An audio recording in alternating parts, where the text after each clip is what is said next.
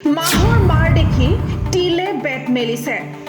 কৰ্ণাটকৰ পাৰ্শ্বক্ৰিয়া এইবাৰ মধ্যপ্ৰদেশত বিজেপিৰ প্ৰতি মুখভংগ ঘটিল বাজপেয়ীৰ ভতিজাকৰো। গেৰুৱা বসন এৰি কংগ্ৰেছলৈ নেতা কৰ্মীৰ সোঁত। আধা ডজন প্ৰাক্তন মন্ত্ৰী বিধায়কে এৰিব বিজেপি। বেটি বচাও বেটি পঢ়াও অভিযানৰ ব্ৰেণ্ড এম্বেচাডৰেও যোগ দিলে কংগ্ৰেছত। কৰ্ণাটকৰ শোচনীয় পৰাজয়ে পতন মাতিলে বিজেপিৰ। দেশত আৰম্ভ হ'ল গেৰুৱা বাহিনীৰ উভতনি যাত্ৰা। প্ৰধানমন্ত্ৰী নৰেন্দ্ৰ মোদীৰ নেতৃত্বত পুনৰবাৰ কেন্দ্ৰত চৰকাৰ গঠনৰ সম্ভাৱনা কমি অহাত গেৰুৱা বাহিনীত দেখা গৈছে দলত্যাগৰ ধুম। চলিত বৰ্ষৰ শেষভাগত বিধানসভাৰ নিৰ্বাচন অনুষ্ঠিত হ'বলগীয়া মধ্যপ্ৰদেশতো দেখা গৈছে একেই পৰিস্থিতি। কৰ্ণাটকৰ দৰে মধ্যপ্ৰদেশতো ক্ষমতা হেৰুৱাৰ আশংকাত ভুগিছে দলটোৰ নেতা কৰ্মীসকল।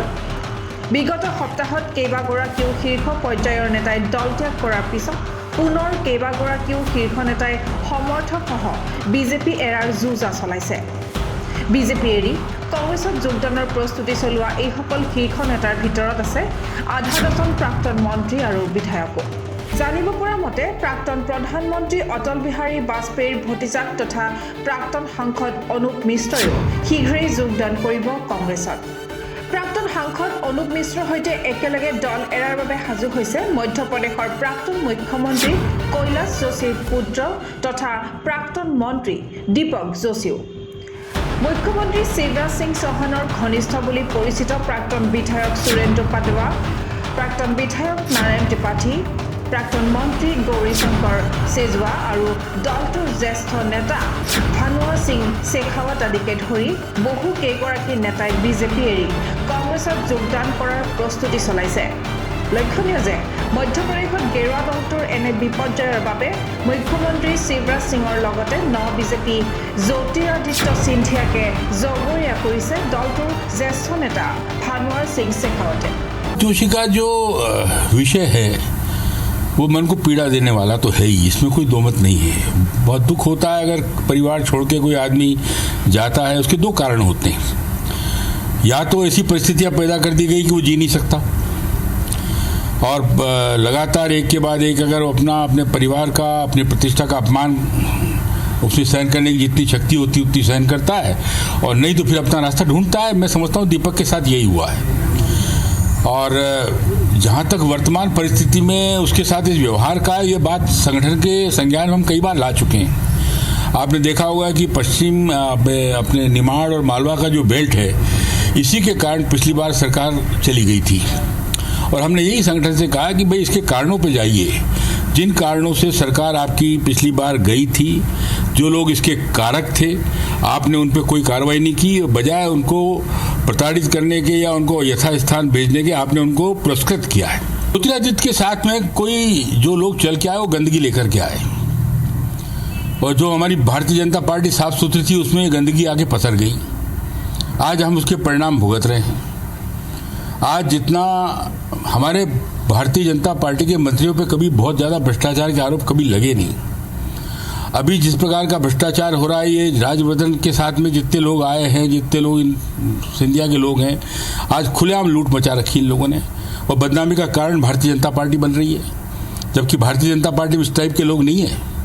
इन लोगों ने आगे पार्टी को खराब भी किया, बदनाम भी किया है, और आज काम करने में असुविधा भी पैदा हो रही है। ये कोई बहुत अच्छा निर्णय नहीं मानता मैं इसको।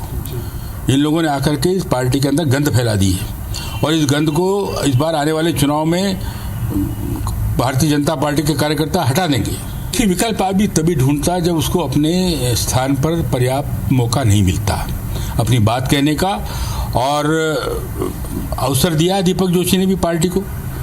मुझे तो जानकारी में जो आया, उन्होंने एक बार मुझे बताया कि मैं 1.5 साल से चक्कर काट रहा हूँ साहब पार्टी कार्यालय के, लोगों को बता रहा हूँ, कोई मेरी सुन नहीं रहा।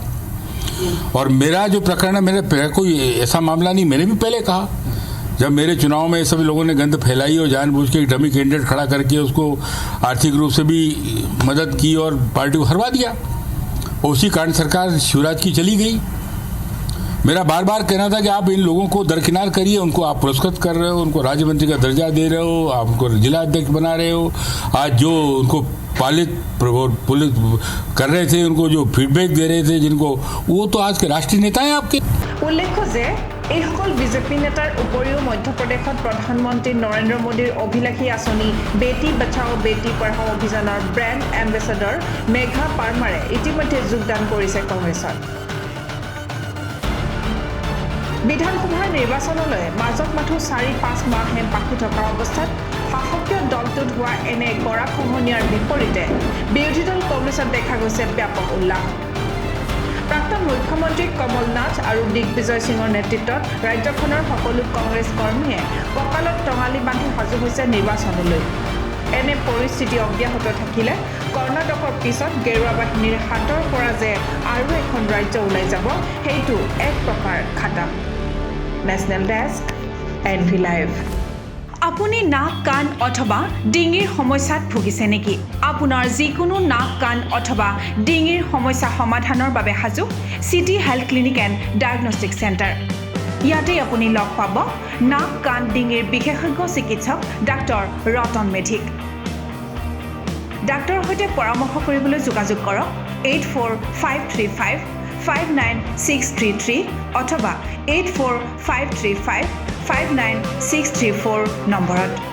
আমাৰ ঠিকনা city health clinic and diagnostic, AK Azad road, lion boys ক্লাবৰ ওচৰত, শিৱ মন্দিৰ, কালাপাহাৰ, গুৱাহাটী 16।